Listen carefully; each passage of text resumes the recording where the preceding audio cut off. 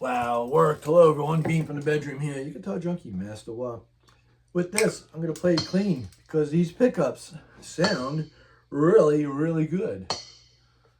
And I don't play clean. A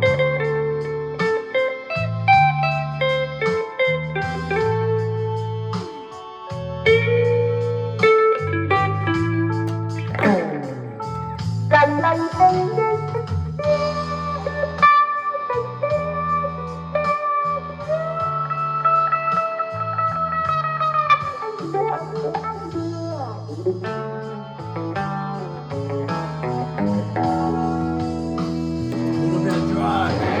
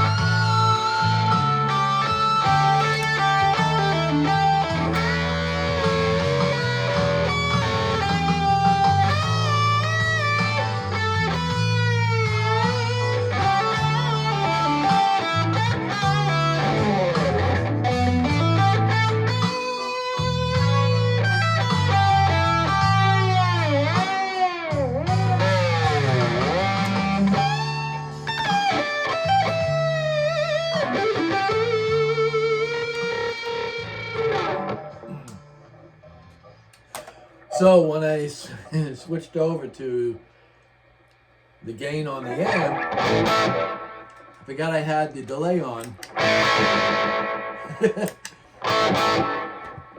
So I heard that and I was like, where's that other note? Where's that other coming from? I finally figured it out once I looked down and saw 3 lights on. Because what I do is I have, this is nothing. That's just a little reverb. Then I put the slapback, turn that off, put on the longer delay. You hear it's got like a filter to it. So when I stack the two,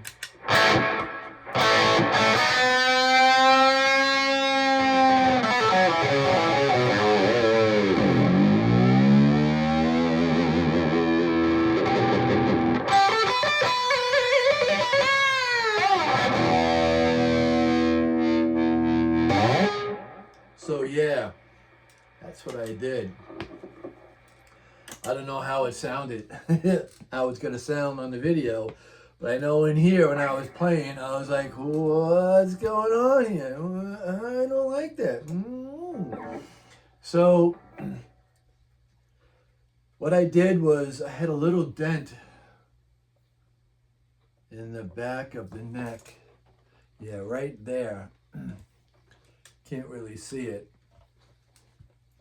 And I did put a wet paper towel over it, and then I put an iron on it. And when I did that several times and I ran my finger over it, you couldn't feel it anymore. But then I just brought it in here and let it sit. But you could still see it.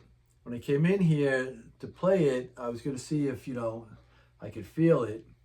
And I can. And I was going to see if it's going to affect my playing. I could feel it, but I have to be aware of it, because it's not as deep of a dent as it was before, where when I was going over the back of the neck with my thumb, I would feel it and think about it, and I don't want to be distracted while I'm playing, because I want to play what I hear in my head. I don't want to be, I just went over that dent in the neck. And then I think about that, and then everything else, it's like rowing a boat. One oar falls off, and the other one you're trying to get it back on, and the whole bit. So I think this is a satin finish. I don't know if I would have to sand that, but maybe I'll do it again. I just use a regular iron because I don't have a soldering iron. So I still have the iron out. I think maybe because it's like a satin finish, I think I would have to hit it with a sandpaper, but it feels so smooth, The pickups on here, these Hot 70 Retro pickups, man, clean and dirty.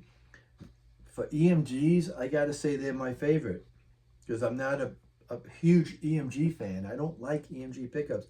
They always sound too metally sounding. Like the Zach, the guy who used to play with Ozzy. I had one of his signature guitars, and I played through my regular distortion, and they were just it sounded so metal, I had more gain on than number 2 on the gain. It sounded like I had number 10 on. I was like, man, it just sound too metally. Plus the guitar was like a SG, and it came to a point here. You could see that point was stabbing me in the leg, so that was the other reason why that one's gone, long gone. Great guitar, but looked really nice. I just didn't like the sound of the pickups, and I didn't like, because I play sitting down in a classical position, everyone knows. I didn't like being stabbed in the leg, and I was putting a rag over here, and it would still poke me. So I was still waiting for a black arm. I took a black arm off of one of my other guitars. That's a push-in. And I put it in here because I've got OCD. And if it doesn't look right, it bothers me, kind of thing. So, so I had to put my black arm in here. And I didn't post a video of my Schecter with the trim, the Vega trim. I messed up on the days. I got it on Saturday. I put it in on Saturday. I let it sit for a day, and then played it on Monday. And I was, going up back and forth with it. And you know how you go like this?